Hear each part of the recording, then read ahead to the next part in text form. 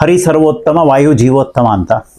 ನೀವು 2ನೇ ಡಿಗ್ರಿ ತಗೊಂಡ್ಬಿಟ್ರೆ ನೀವು ಬೇರೆಯವ್ರಿಗೂ ಹೀಲಿಂಗ್ ಮಾಡ್ಬೋದು.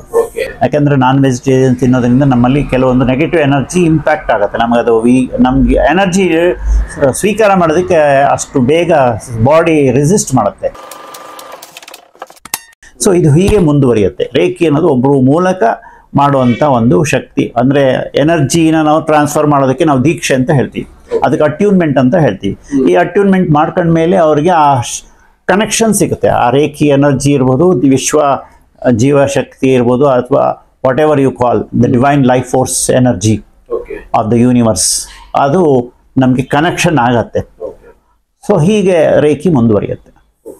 ಸರ್, ರೇಖಿನಲ್ಲಿ ಹೀಲಿಂಗು ಆಗುತ್ತೆ ಅಂತ ಗೊತ್ತಾಯ್ತು. ರೇಖಿನಲ್ಲಿ ಹೀಲಿಂಗ್ ಮಾಡಬಹುದಾ? ರೇಖಿನಲ್ಲಿ ನೀವು ಯಾವುದೇ ತರದ್ದು ರೋಗ ಕೂಡ ಹೀಲಿಂಗ್ ಮಾಡಬಹುದು.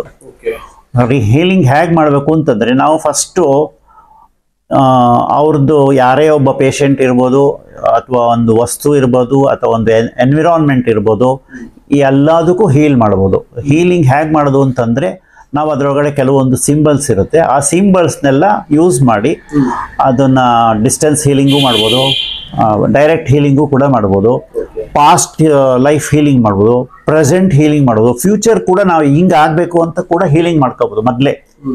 So reiki is one of the most powerful healing energy which is available in the universe, which we can draw it and transfer it. ನಾವೇನು ಮಾಡಲ್ಲ, only reiki energy will do. ನಮ್ಮ ಕೈಲಿ ಏನು ಇರೋದಿಲ್ಲ, ನಮ್ಮ ಮೂಲಕ ಅದು ಹರಿಯುತ್ತೆ ಅಷ್ಟೇ. ಅಂದ್ರೆ ಇದನ್ನ ಯಾರು ಬೇಕಾದ್ರೂ ಕಲಿಬಹುದು, ಯಾರು ಬೇಕಾದ್ರೂ ಪ್ರಪಂಚದಲ್ಲಿ ಯಾರು ಬೇಕಾದ್ರೂ ಕಲಿಬಹುದು. ಏಜ್ ಫ್ಯಾಕ್ಟರ್ ಅಂತ ಏನು ಇಲ್ಲ. 5 ವರ್ಷದ ಮಕ್ಕಳಿಂದ 6 ವರ್ಷ ಮಕ್ಕಳಿಂದ 80-90 ವರ್ಷದವರು ಕೂಡ ಕಲಿಬಹುದು. ಅಂದ್ರೆ ಎಷ್ಟು ತಿಂಗಳಾಗ್ಬೋದು, ಇಲ್ಲ ವರ್ಷಗಳಾಗ್ಬೋದು? ಇದು ರೇಖಿ ಅಟ್ಯೂನ್ಮೆಂಟ್ ಮಾಡ್ಕೊಳ್ಳೋದಕ್ಕೆ 1 ದಿವಸದಲ್ಲಿ ಅಟ್ಯೂನ್ಮೆಂಟ್ ಮಾಡ್ಕೋಬೇಕಾಗತ್ತೆ. ಅದರೊಳಗಡೆ ಡಿವಿಷನ್ಸ್ ಇದೆ, first degree, second degree, third degree, third A, master degree, ಹೀಗೆ ಗ್ರ್ಯಾಂಡ್ ಮಾಸ್ಟರ್ ಅಂತೆಲ್ಲ ಇದೆ. ಮಾಸ್ಟರ್ ಡಿಗ್ರಿ, ಗ್ರ್ಯಾಂಡ್ ಮಾಸ್ಟರ್ ಅಂತ ಇದೆ. ಸೊ ಮೊದಲು 1 ಮತ್ತು 2, 1ನೇದು 21 ದಿವಸ ಪ್ರಾಕ್ಟೀಸ್ ಮಾಡಬೇಕು, 2ನೇ ಡಿಗ್ರಿನಲ್ಲಿ 21 ದಿವಸ ಪ್ರಾಕ್ಟೀಸ್ ಮಾಡಬೇಕು, 3ನೇದು ಹಾಗೆ ಒಂದೊಂದಕ್ಕೂ 21 ದಿವಸ. ಇಲ್ಲೆಲ್ಲದಕ್ಕೂ 21 ದಿವಸ ಒಂದು ಸ್ಟ್ಯಾಂಡರ್ಡ್ ಟೈಮ್ ಇರುತ್ತೆ. ಯಾಕಂದ್ರೆ ಆ 21 ದಿವಸದಲ್ಲಿ ನಾವು ಪ್ರಾಕ್ಟೀಸ್ ಮಾಡ್ತಾ ಇದ್ರೆ ನಮ್ಮಲ್ಲಿ ಇರ್ತಕ್ಕಂಥ ನೆಗೆಟಿವ್ ಎನರ್ಜೀಸ್ ಎಲ್ಲ ಕ್ಲೆನ್ಸಿಂಗ್ ಆಗುತ್ತೆ. ಬಾಡಿ ಕ್ಲೆನ್ಸಿಂಗ್ ಆದ್ಮೇಲೆ ನಾವು ಬೇರೆಯವ್ರಿಗೆ ಹೀಲಿಂಗ್ ಮಾಡ್ಬೋದು. 21 ದಿವಸ ಪ್ರಾಕ್ಟೀಸ್ ಈಸ್ ಎ ಮಸ್ಟ್. ಅದಕ್ಕೆ ಮುಂಚೆ ನಾವು ಬೇರೆಯವ್ರಿಗೂ ಹೀಲಿಂಗ್ ಮಾಡೋಕ್ಕಾಗಲ್ಲ, ಮಾಡಬಾರ್ದು. ಯಾಕಂದ್ರೆ ನಮ್ಮಲ್ಲೇ ಬೇಕಷ್ಟು ನೆಗೆಟಿವ್ ಎನರ್ಜಿ ಇರುತ್ತೆ. ಸೊ ಹಾಗಾಗಿ ರೇಖಿ ಮಾಡೋಕೆ ಮುಂಚೆ ನಾವು ಫಸ್ಟ್ ನಮ್ಮ ಬಾಡಿ ಕ್ಲೆನ್ಸ್ ಮಾಡ್ಕೋಬೇಕು. ನಮ್ಮ ಆತ್ಮ, ಮನಸ್ಸು, ದೇಹ ಎಲ್ಲದೂ ಕ್ಲೀನ್ಸ್ ಮಾಡ್ಕೊಂಡ ಮೇಲೆ ಬೇರೆಯವ್ರಿಗೆ ಹೀಲಿಂಗ್ ಮಾಡಬೇಕು. ಅಂದ್ರೆ ಈಗ ಹೀಲಿಂಗ್ ಮಾಡೋದಕ್ಕೆ ಎಷ್ಟು ವರ್ಷ ಕಲಿಬೇಕು ಅಂದ್ರೆ ಎಷ್ಟು ವರ್ಷ ಆಗುತ್ತೆ? ಹೀಲಿಂಗ್ ಮಾಡೋದಕ್ಕೆ ನೀವು 21 + 21 48, ಹೆಚ್ಚು ಕಡಿಮೆ ಒಂದು 2 months, 2 to 3 months ಒಳಗಡೆ ನೀವು 2ನೇ ಡಿಗ್ರಿ ತಗೊಂಡ್ಬಿಟ್ರೆ ನೀವು ಬೇರೆಯವ್ರಿಗೂ ಹೀಲಿಂಗ್ ಮಾಡ್ಬೋದು. 2ನೇ ಡಿಗ್ರಿ ತಗೋಬೇಕು ಅಂದ್ರೆ ಏನಾದ್ರು ಈಗ ಸಿಸ್ಟಮ್ಸ್ ಇದೆಯಾ? ತಪಾಸ್ ಮಾಡಿದ್ರು ಊಟ ಇಲ್ಲ, ಆತರ ಅಂತ ಏನು ಇಲ್ಲ. ಫಸ್ಟ್ ನಾವು ಆಹಾರ ಪದ್ಧತಿನ ಸ್ವಲ್ಪ ಮಟ್ಟಿಗೆ ಸುಧಾರಣೆ ಮಾಡ್ಕೋಬೇಕು. ಸಾತ್ವಿಕ ಆದಷ್ಟು ಸಾತ್ವಿಕ ಆಹಾರ ತಗೋಬೇಕು. ನಾನ್ ವೆಜಿಟೇರಿಯನ್ಸು ತಿನ್ನೋರು ಸ್ವಲ್ಪ ಕಡಿಮೆ ಮಾಡೋದು ಒಳ್ಳೇದು, ಇಲ್ಲ ಬಿಟ್ಟರು ಇನ್ನೂ ಒಳ್ಳೇದು. ಯಾಕಂದ್ರೆ ನಾನ್ ವೆಜಿಟೇರಿಯನ್ ತಿನ್ನೋದ್ರಿಂದ ನಮ್ಮಲ್ಲಿ ಕೆಲವೊಂದು ನೆಗೆಟಿವ್ ಎನರ್ಜಿ ಇಂಪ್ಯಾಕ್ಟ್ ಆಗುತ್ತೆ. ನಮಗದು ನಮ್ಗೆ ಎನರ್ಜಿ ಸ್ವೀಕಾರ ಮಾಡೋದಕ್ಕೆ ಅಷ್ಟು ಬೇಗ ಬಾಡಿ ರೆಸಿಸ್ಟ್ ಮಾಡುತ್ತೆ. ಹಾಗಾಗಿ ಅದನ್ನು ಆದಷ್ಟು ಸಾತ್ವಿಕ ಆಹಾರ ಮತ್ತೆ ಒಂದು ಸಿಸ್ಟಮ್, ಲೈಫ್ ಸ್ಟೈಲ್ ಕಲ್ತ್ಕೊಂಡು ಇದನ್ನ ಹೀಲಿಂಗು ಕಲ್ತ್ಕೋಬಹುದು ಯಾರು ಬೇಕಾದ್ರೂ. ಇದಕ್ಕೆ ಮಂತ್ರಗಳೇನಾದ್ರೂ ಇದೆಯಾ? ಇದ್ರೊಳಗಡೆ ಮಂತ್ರಗಳು ಅಂತಂದ್ರೆ ಜಾಪನೀಸ್ ಮಂತ್ರಗಳೇ ಇದೆ, ಸಿಂಬಲ್ಸ್ ಇದೆ. ಆ ಸಿಂಬಲ್ಸ್ಗೆ ಕೆಲವು ಮಂತ್ರ ಇದೆ. ಆ ಮಂತ್ರಗಳನ್ನ ನಾವು ಯಾರಿಗೆ ಬೇಕೋ ಹೇಳ್ಕೊಡ್ಬೋದು. ಕಲಿಯೋರಿಗೆ ನಾವು ಅದನ್ನ ಹೇಳ್ಕೊಡ್ತೀವಿ. ಸಿಂಬಲ್ಸ್ ಕೂಡ ಯಾರು ಹೇಳೋದಿಲ್ಲ, ಏಕೆಂದ್ರೆ ಇವಾಗ ಇಂಟರ್ನೆಟ್ ಅಲ್ಲಿ ಎಲ್ಲ ಸಿಗುತ್ತೆ, ಯಾರು ಬೇಕಾದ್ರೆ ಕಲಿಬಹುದು. ಹಾಗಂತ ಹೇಳಿ ಇದನ್ನ ರೇಖಿನ ಒಬ್ಬ ಗುರುಗಳ ಮೂಲಕನೇ ಕಲಿಬೇಕು ಅಂತಾನು ಏನಿಲ್ಲ. ಯಾಕಂದ್ರೆ ಅವರು ರೇಖಿ ಗ್ರ್ಯಾಂಡ್ ಮಾಸ್ಟರ್ ಅವರು ಇದಾರಲ್ಲ, ಫೌಂಡರ್, ಅವ್ರಿಗೆ ಯಾರು ಹೇಳ್ಕೊಡ್ಲಿಲ್ಲ. ಅವರೇ 21 ದಿವಸ ತಪಸ್ಸು ಮಾಡಿದ್ರು. ಹಾಗಾಗಿ ಅವ್ರಿಗೆ ಪರಮಾತ್ಮನ ಅಥವಾ ದಿವ್ಯ ಶಕ್ತಿಯಿಂದ ಬಂತು. ಹಾಗೆ ಯಾರು ಬೇಕಾದ್ರೂ ಅವರೇ ಆದಂತ ಒಂದು ರೇಖಿ ಅಥವಾ ಇನ್ನೊಂದು ಕಲಿಬಹುದು. ನಮ್ಮಲ್ಲೂ ಮೊದ್ಲಿಂದನೂ ರೇಖಿ ಅನ್ನೋದು ಇರ್ಲಿಲ್ಲ. ರೇಖಿ ಬದಲು ನಮ್ದು ಒಂದು ರೀತಿ ಪದ್ಧತಿ ಇತ್ತು, ಹೀಲಿಂಗ್ ಪದ್ಧತಿ ಇತ್ತು. ಅದು ಹೇಗೆ ಅಂತಂದ್ರೆ, ಫಾರ್ ಎಕ್ಸಾಂಪಲ್ ಈಗ ನಾವು ಯಾವುದೇ ಒಂದು ದೇವಸ್ಥಾನಕ್ಕೆ ಹೋದ್ರೆ ಕೃಷ್ಣನ್ ಟೆಂಪಲ್ ಇರ್ಬೋದು, ಈಶ್ವರನ್ ಟೆಂಪಲ್ ಇರ್ಬೋದು, ಗಣಪತಿ ಟೆಂಪಲ್ ಇರ್ಬೋದು. ಆ ಗಣಪತಿ ಟೆಂಪಲ್ ಅಲ್ಲಿ ದೇವರು ಹೀಗೆ ಇಟ್ಕೊಂಡಿರ್ತಾರೆ ಕೈಗೆ. ಆ ಕೈ ಮೂಲಕ ನಮ್ಗೆ ಎನರ್ಜಿ ಬರುತ್ತೆ. ದೇವಸ್ಥಾನಕ್ಕೆ ಹೋದ್ರೆ ಒಂದ್ ಸೈಡ್ ಲೇಡೀಸು, ಒಂದ್ ಸೈಡು ಜೆಂಟ್ಸು ಇರ್ತಾರೆ. ಮಧ್ಯ ಒಂದು ವಾಹನ ಇರುತ್ತೆ, ಆ ಪರ್ಟಿಕ್ಯುಲರ್ ದೇವತೆಗೆ ಸಂಬಂಧಿಸಿದ ವಾಹನ. ಫಾರ್ ಎಕ್ಸಾಂಪಲ್ ಗಣಪತಿಗೆ ಒಂದು ಮೂಷಿಕ ಇರುತ್ತೆ, ಇಲಿ ಇರುತ್ತೆ. ಈಶ್ವರಂಗೆ ಒಂದು ನಂದಿ ಇರುತ್ತೆ. ವಿಷ್ಣು ದೇವತೆಗಳಿಗೆ ಒಂದು ಗರುಡಗಂಬ ಇರುತ್ತೆ. ಪಾರ್ವತಿ ದೇವಿಗೆ ಒಂದು ಸಿಂಹ ಇರುತ್ತೆ, ಇಲ್ಲ ಒಂದು ಹುಲಿ ಇರುತ್ತೆ. ಹೀಗಿರುತ್ತೆ. ನಾವು ಆ ದೇವಸ್ಥಾನ ಪಕ್ಕದ ಇದ್ದಾಗ ಆ ಎನರ್ಜಿ, ದೇವದ ಎನರ್ಜಿ, ಅದೇ ರೇಖಿ. ನಾವು ಎಷ್ಟೋ ಕಡೆ ನೋಡಿರ್ತೀವಿ, ಒಂದು ಕೆಲವು ಕಡೆ ರೇಖಿ ಅಂದ್ರೆ ಏನು, ದಿವ್ಯವಾಗಿರ್ತಕ್ಕಂಥ ಡಿವೈನ್ ಹೀಲಿಂಗ್ ಎನರ್ಜಿ ಅಂತಲೂ ಹೇಳ್ಬೋದು. ದಿವ್ಯ ಶಕ್ತಿ, ವಿಶ್ವ ದಿವ್ಯ ಶಕ್ತಿ ಅಂತ ಹೇಳ್ಬೋದು. ಇದನ್ನ ನಾವು ನಮ್ಮ ಸಿಸ್ಟಮಲ್ಲಿ ಹೇಗೆ ಹೇಳ್ಬೋದು ಅಂತಂದ್ರೆ, ನೀವು ಎಷ್ಟೋ ಕಡೆ ನೋಡಿರ್ಬೋದು, ಹರಿ ಸರ್ವೋತ್ತಮ, ವಾಯು ಜೀವೋತ್ತಮ ಅಂತ. Hari is the supreme lord, Vayu is the energy distributor. So ಹೀಗಾಗಿ Hari is the supreme lord. ನೀವು ಹರಿ ಅಂತನಾರು ಹೇಳ್ಬೋದು, ಹರ ಅಂತನಾರು ಹೇಳ್ಬೋದು. There is no difference between Hari and Hara. ಇಬ್ರು ಒಂದೇಯ.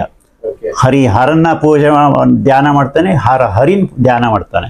So there is no difference between Hari and Hara. So ಹಂಗಾಗಿ ನಮ್ಮಲ್ಲಿ ಇದ್ದಂತ ಒಂದು ರೇಖಿ ಏನ್ ಮಾಡ್ತಾ ಇದ್ರು, ಹಿಂದೆ ಹಿಂಗೆ ಆಶೀರ್ವಾದ ಮಾಡ್ತಾ ಇದ್ರು. ದೊಡ್ಡವರಿಗೆ ಪಾದ ಮುಟ್ಟಿ ನಮಸ್ಕಾರ ಮಾಡ್ತಾ ಇದ್ವಿ. ಅವಾಗ ಅವ್ರ ಆಶೀರ್ವಾದನೇ ರೇಖಿ ಆಗ್ತಾ ಇತ್ತು. ಅದನ್ನ ರೇಖಿ ಅಂತ ಅಲ್ಲಿಲ್ಲ, ಬೇರೆ ತರ ಹೇಳ್ತಾ ಇದ್ರು ಅಷ್ಟೇ. ಆಶೀರ್ವಾದ, ದಿವ್ಯ ಶಕ್ತಿ ಅಂತ ಹೇಳ್ತಾ ಇದ್ರು.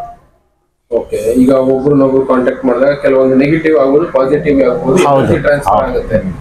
ಆ ತರದಲ್ಲಿ ಇದು ಒಳ್ಳೆ ಎನರ್ಜಿ ಟ್ರಾನ್ಸ್ಫರ್ ಆಗುತ್ತೆ. ಅದನ್ನೇ ರೇಖಿ ಅಂತ ಹೇಳ್ತೀವಿ. ಸರ್, ಹೀಲಿಂಗ್ ಅಂತ ಹೇಳಿದ್ರೆ ರೇಖಿನಲ್ಲಿ, ರೇಖಿ ಹೀಲಿಂಗು ಪೆಂಡ್ಯುಲಮ್ ಹೀಲಿಂಗು ಏನು ಡಿಫರೆನ್ಸ್? ರೇಖಿ ಹೀಲಿಂಗ್ ಅಲ್ಲಿ ನಾವು ಕೆಲವೊಂದು ಮಂತ್ರಗಳು ಮತ್ತೆ ಕೆಲವೊಂದು ಸಿಂಬಲ್ ಯೂಸ್ ಮಾಡ್ತೀವಿ. ಪೆಂಡುಲಮ್ ಅಲ್ಲಿ ನಾವು ಸಿಂಬಲ್ ಯಾವುದು ಯೂಸ್ ಮಾಡೋದಿಲ್ಲ. ಪೆಂಡುಲಮ್ ಅಲ್ಲಿ ಏನ್ ಮಾಡ್ತೀವಿ ಅಂತಂದ್ರೆ, ನಮ್ಮ ಇಂಟೆನ್ಷನ್ ನ ಪೆಂಡುಲಮ್ಗೆ ಹೇಳ್ತೀವಿ.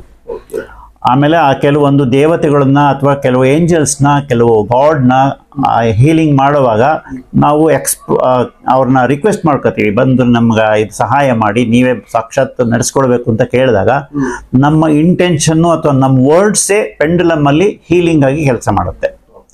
ಆದರೆ ರೇಖಿನಲ್ಲಿ ಸಿಂಬಲ್ಸು ಮತ್ತೆ ಮಂತ್ರ ಎರಡು ಜೊತೆಗೆ ನಮ್ಮ ಕೈಗಳ ಮೂಲಕ ಅದಕ್ಕೆ ಶಕ್ತಿ ಹರಿದು ಆ ಮನುಷ್ಯ ಅಥವಾ ಯಾವುದೇ ಒಬ್ಬರು ರೋಗಿಗೆ, ಅದನ್ನ ನಾವು ಸಬ್ಜೆಕ್ಟ್ ಅಂತ ಹೇಳ್ಬೋದು, ರೋಗಿ ಅಂತನಾರ ಹೇಳ್ಬೋದು, ಅವರ ಕೈ ಮೇಲೆ, ಅವರ ಎದೆ ಮೇಲೆ, ತಲೆ ಮೇಲೆ, ಎಲ್ಲಾ ಚಕ್ರಗಳ ಮೇಲೂ ಕೈ ಇಡ್ತಾ ಹೋದಂಗೆ ಎನರ್ಜಿ ಪಾಸ್ ಆಗಿ ಆ ಯಾವ್ದು ರೋಗ ಇದೆಯೋ ಆ ಪರ್ಟಿಕ್ಯುಲರ್ ರೋಗ ನಾವೇನು ಹೇಳ್ಬೇಕಾಗಿಲ್ಲ. Because reiki is the highest intelligent. ಅದಕ್ಕೆ ಸ್ವಯಂ ಬುದ್ಧಿ ಇದೆ. ಆ ಶಕ್ತಿ ಅದಕ್ಕೆ ಎಲ್ಲಿ ಹೀಲ್ ಮಾಡಬೇಕು, ಹೇಗೆ ಹೀಲ್ ಮಾಡಬೇಕು, ಎಷ್ಟು ಮಾಡಬೇಕು ಅಂತ ಅದಕ್ಕೆ ಇರುತ್ತೆ. ಸೊ ನಮ್ಮ ಇಂಟೆನ್ಷನ್ ಮಾತ್ರ ಹೇಳಿದ್ರೆ ಸಾಕು, ಅದು ಹೀಲ್ ಆಗುತ್ತೆ. ಈಗ ನಾವು ರೇಖಿ ಕಲ್ತು ಸಾಧನೆ ಮಾಡಿದೀವಿ ಅಂತ ಹೇಗೆ ಗೊತ್ತಾಗುತ್ತೆ? ರೇಖಿ ನೋಡಿ, ರೇಖಿ ಕಲ್ತ ತಕ್ಷಣ ನಿಮ್ಗೆ ಏನಾಗುತ್ತೆ, ಅವತ್ತು ಅಟ್ಯೂನ್ಮೆಂಟ್ ಮಾಡಿದ ದಿವಸ ಕೆಲವ್ರಿಗೆ ತಲೆನೋವು ಬರ್ಬೋದು, ಜ್ವರ ಬರ್ಬೋದು, ಲೂಸ್ ಮೋಷನ್ ಆಗ್ಬೋದು, ಅಥವಾ ತುಂಬಾ ನಿದ್ದೆ ಬರ್ಬೋದು. ಈ ತರದ್ದು ಅವ್ರ ಬಾಡಿನಲ್ಲಿ ಕೆಲವು ಚೇಂಜಸ್ ಆಗುತ್ತೆ 21 ದಿವಸದೊಳಗಡೆ. ಈ 21 ದಿವಸದಲ್ಲಿ ಚೇಂಜಸ್ ಆಗ್ತಾ ಆಗ್ತಾ ಅವ್ರಿಗೆ ಬಾಡಿನಲ್ಲಿ ಕ್ಲೆನ್ಸಿಂಗ್ ಆಗ್ತಾ ಇದೆ ಅಂತ ಅರ್ಥ. ಕೆಲವ್ರಿಗೆ ಏನೂ ಆಗೋದಿಲ್ಲ, ಯಾಕಂದ್ರೆ ಅವ್ರ ಬಾಡಿನಲ್ಲಿ ಏನೋ ಒಂಥರ ಅನ್ಸದೇ ಇರ್ಬೋದು. ಬಟ್ ರೇಖಿ ಹೇಗೆ ವರ್ಕ್ ಆಗುತ್ತೆ ಅಂದ್ರೆ, ನೀವು ನಂಬಿದ್ರೂ ರೇಖಿ ವರ್ಕ್ ಆಗುತ್ತೆ, ನಂಬಲಿಲ್ಲ ಅಂದ್ರೂ ರೇಖಿ ವರ್ಕ್ ಆಗುತ್ತೆ. ಅಲ್ಲ, ಎನರ್ಜಿ ಇದೆ ಗೊತ್ತಾಯ್ತು. ಈಗ ಏನಂದ್ರೆ ನಾವು ಯಾರಾದ್ರೂ ಕಲ್ತಿರ್ತೀವಿ, ನಾವು ಕಲ್ತಿರೋದು ನಮ್ಗೆ ಗೊತ್ತಿರಲ್ಲ, ನಮ್ಗೆ ಬಂದಿದೆ ಇಲ್ಲ ಅಂತ. ಅದಕ್ಕೆ ನಾವು ಒಂದು ಟೆಸ್ಟ್ ಮಾಡ್ಕೋಬಹುದು, ನಮ್ಗೆ ನಾವೇ ಮಾಡ್ಕೋಬಹುದು. ಎರಡು ಕೈನು ಹಿಂಗೆ ಉಜ್ಜಿ ರೇಖಿ ಸಿಂಬಲ್ಸ್ ಎಲ್ಲ ಹಾಕಿ ಎರಡು ಕೈ ಉಜ್ಜಿಬಿಟ್ಟು, ವೆನ್ ಯು ಡೂ ಎರಡು ಡಿಸ್ಟೆನ್ಸ್ ಕೈಗಳ ಮೂಲಕ ಹಿಂಗೆ ಮಾಡಿದಾಗ you will feel the energy between your hands. ಎರಡು ಪಾಮ್ಗಳ ನಡುವೆ you will feel some sort of frequency or frictions, ಸ್ವಲ್ಪ energy, you can feel that.